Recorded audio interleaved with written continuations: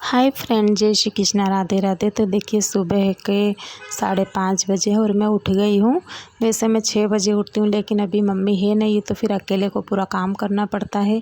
इसलिए आधे घंटे पहले अगर उठ जाओ ना तो आराम से सारा काम हो जाता है। और मैं हमेशा ऐसे ही करती हूँ कि जब कोई मेरी हेल्प कराने वाला घर में नहीं होता तो मैं 5:30 बजे ही उठ जाती हूँ, क्योंकि फिर बेटा भी उठ जाता है, उसका लंच बनाना रहता है। और जिस दिन लंच का टेंशन नहीं रहता ना, उस दिन 10-15 मिनट आगे पीछे हो भी जाए तो कोई दिक्कत नहीं। और अभी थोड़ा सा काम का सीज़न है तो बस उस हिसाब से थोड़ा सा मैनेज करना पड़ता है। और हम हाउसवाइफ्स को तो मैनेज करने की आदत होती है। तो बस मैंने बिस्तर निकाल दिए पापा जी को, और ये स्टैंड मैंने अंदर रखा है, क्योंकि अभी थोड़ा मौसम ठंडा था तो ये कपड़े गीले थे कल दिन के, तो मैंने इनको कमरे में रख दिया ताकि फ़ैन चले ना तो बस वो सूख जाए। और अब इसको मैं बाहर निकाल दे रही हूँ। मैं सबसे पहले मम्मी पापा को रूम क्लीन कर देती हूँ, क्योंकि वहाँ अब कोई आने वाला नहीं है। एक बार मैं क्लीन कर दूँगी तो। और ये किचन में आ गई थी, बर्तन साफ़ किए हैं। और यहाँ पर लगा ली मैंने मशीन। वैसे ज़्यादा कपड़े थे नहीं धोने के लिए, लेकिन आज सुबह से मुझे मौसम लग रहा है कि आज धूप निकल सकती है, तो मैंने सोचा क्यों ना ब्लैंकेट वगैरह भी सुखा लेंगे तो उनके कवर वगैरह भी वॉश हो जाएंगे साथ में ही। तो बस इसीलिए मैंने मशीन लगाई, वरना ज़्यादा कपड़े नहीं थे कि मैं मशीन लगाती।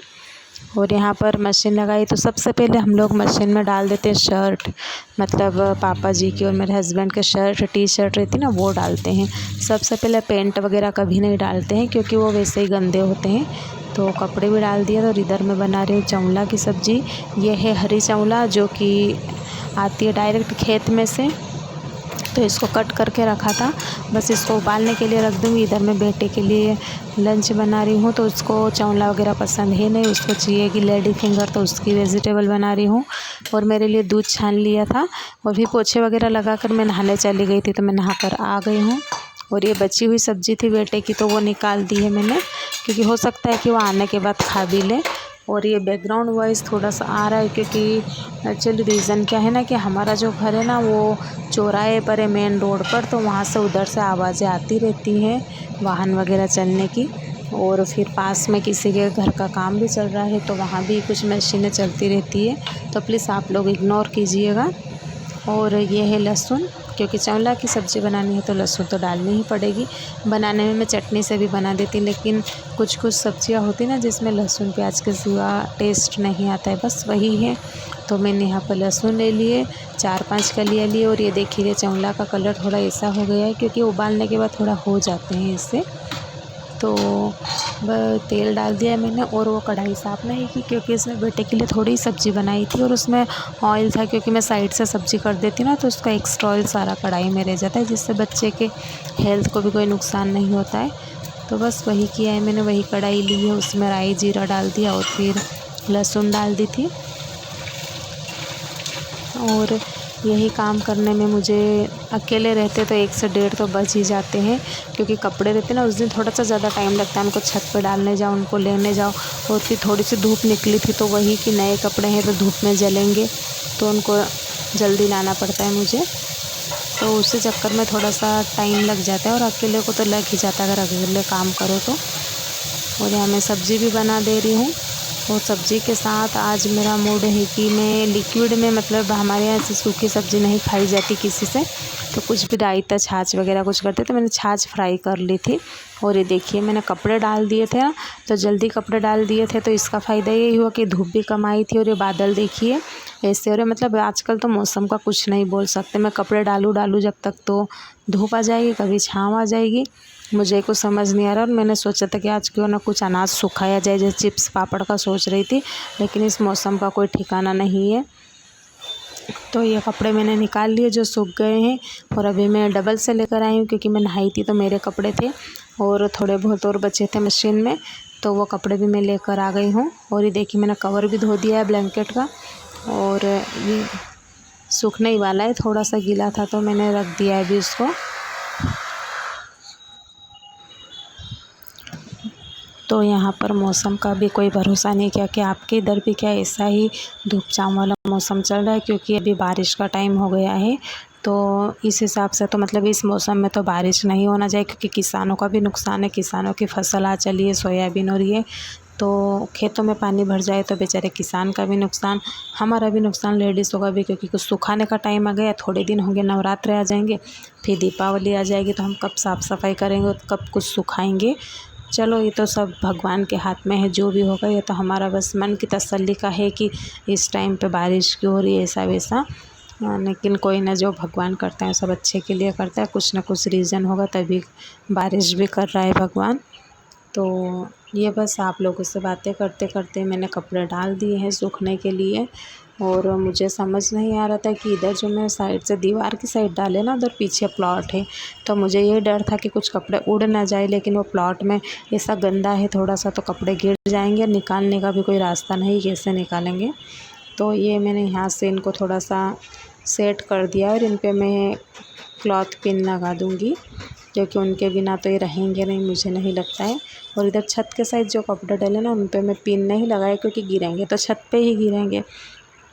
तो ऐसे ही काम करते करते मतलब मुझे 1 बज गई थी और बेटा स्कूल से आ गया था, क्योंकि उसके एग्ज़ाम्स स्टार्ट होने वाले हैं, तो वो अभी जल्दी ही स्कूल से आ रहा है। और ये देखिए मैंने कपड़े डाले नहीं किए, धूप इतनी आ गई, मतलब क्या है कुछ समझ नहीं आता। तो बस जैसा भी है वैसा ठीक है। और ये देखिए मैंने आपको लोगों को बताया था कि कपास लगाया है, और यहाँ पर है मिर्च का पौधा है, ख़राब हो गया था, लेकिन अभी थोड़ा सा मौसम खुला है तो बहुत ही अच्छा हरा भरा हो गया, और इसमें फूल भी आने लग गए हैं। और मैं तो बस यही वेट कर रही हूँ कि कब इसमें मिर्च आए और हम तोड़ें। और जैसे कपड़े डाल कर आ गई थी, तो फिर मैं नहाने के बाद भी दूध लेती हूँ, तो मैंने दूध पी लिया था और मैं भगवान जी की पूजा करने लग रही हूँ। और यहाँ पर मैंने सारे भगवान जी को साइड से ले लिया है और उनको धीरे धीरे नहलाते जाऊंगी। ये मुझे नहलाना है। और ये कान्हा जी का झूला है हमारा छोटा सा, जो कि अभी हम लेकर आए, ज़्यादा टाइम नहीं हुआ है। और ये शिवलिंग है, एक घंटी है, और एक छोटा सा जो दिख रहा है ना घंटी के पास में, वो है गंगा जल। इसके अंदर गंगा जल है, मतलब इसकी हम हमेशा ही पूजा करते हैं। और भगवान जी की पूजा अगर करने बैठो ना, तो शांति मन से करो, तो उसका आनंद ही कुछ और होता है। क्योंकि मेरे सारे काम किचन के भी हो गए थे, बस मुझे रोटी ही बनानी थी और कपड़े भी डल गए, तो अब मुझे थोड़ी सी शांति मिली काम से, तब जाके मैं आराम से भगवान जी की पूजा कर दूँगी। तो कान्हा जी को बिठा दिया उनके झूले में, अब वो झूला झूलेंगे। और बस इस सिंहासन के अंदर मैं बिठा दूँगी, मुझे इसके अंदर बिठाना। शिव पार्वती जी की एक हमारे यहाँ मूर्ति है, और एक शिवलिंग है भगवान का जो दिख रहा है ये, एक गणपति जी है, गणेश जी, और एक नव दुर्गा जी की मूर्ति है। तो बस इन्हीं को हम रख देंगे। हमारे यहाँ सारे भगवान है ना, ऐसा पीतल के ही हैं, मतलब हम ज़्यादा भगवान नहीं रखते। जो भी है देखो, अगर श्रद्धा से करो ना, तो भगवान की एक मूर्ति ही काफ़ी होती है मंदिर में। तो बस वही हम लोग जो हैं, किसी ने गिफ्ट किए हैं, तो बस वो चीज़ें तो रखनी ही पड़ती है, तो वो रख लिए हमने। और अब मैं यहाँ चंदन घिस रही हूँ। क्या आप लोग भी ऐसे ही जो चंदन लेता है ना लकड़ी वाला, वो यूज़ करते हो घिस कर? और फिर उसमें मैं जो मार्केट वाला पाउडर आता है ना, वो मिक्स कर दूँगी, जिससे कि ये भी अच्छा रहता है, भगवान को शुद्ध चंदन मिल जाता है। और मार्केट वाला मिला दूँगी, तो उससे भगवान को तिलक लगाएंगे तो अच्छा सा कलर आ जाएगा, जिससे कि अच्छा लगता है भगवान जी को। और यहाँ पर जितने भी छोटे छोटे सामान दिखाई दे रहे हैं ना, इनमें सारों में हमें तिलक लगाना रहता है, मतलब लगाते ही हैं हम लोग। और जो देवी मैया रहती है, जैसे नव दुर्गा जी की मूर्ति है इसमें, और एक पार्वती जी की है, तो इनको मैं कंकु लगा दूँगी, क्योंकि देवी माँ को कंकु ही लगा।